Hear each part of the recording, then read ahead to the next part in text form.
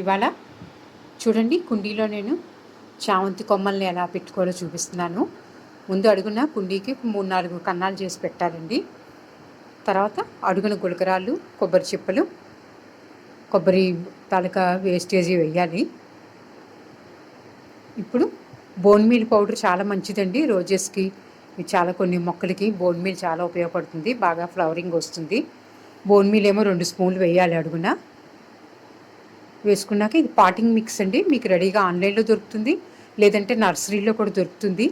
ఇందులో అన్నీ కలగలిపి ఉంటాయి. మంచి మట్టి, వర్మీ కంపోస్టు, కోకోపిట్టు, పోషకాలు అన్నీ ఉంటాయి. పాటింగ్ మిక్స్ని వేసుకున్నాను నేను. ఇక్కడ నేను ఆల్రెడీ చామంతి కొమ్మలని రూటింగ్ చేసి ఉంచానండి. అది కొంచెం బయటికి రావడానికి గట్టిపడ్డాయి కదా, వాటర్ వేసాను. వాటర్ వేస్తే మెత్తబడి ఒక్కోటి వస్తుంది. చూసారా? చామంతి కొమ్మల్ని ఇందులో తీసి నాటుకుంటున్నాను. ఈ కుండీలో నాటుతున్నానండి. వీటన్నిటికీ వేర్లు వచ్చాయి చూడండి. 1 మంత్ చామంతి కొమ్మలు నాటానండి విడిగాని.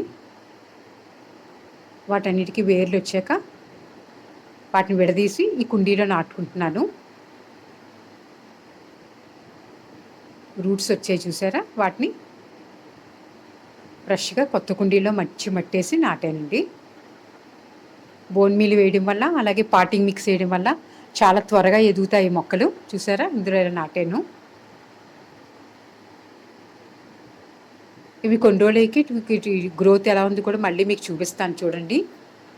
గార్డెనింగ్ అంటే ఏం లేదండి, కాస్త టైం బాగా స్పెండ్ చేయాలి, ఉత్సాహం, ఇంట్రెస్ట్ ఉండాలి. ఇవి వైట్ చామంతి అండి. ఇందాకవైతే వేరే కలరు, ఇది వైట్ చామంతి. 3 మొక్కలు తీసి విడిగా ఈ గోలులో పెట్టాను, ఈ కుండీలో.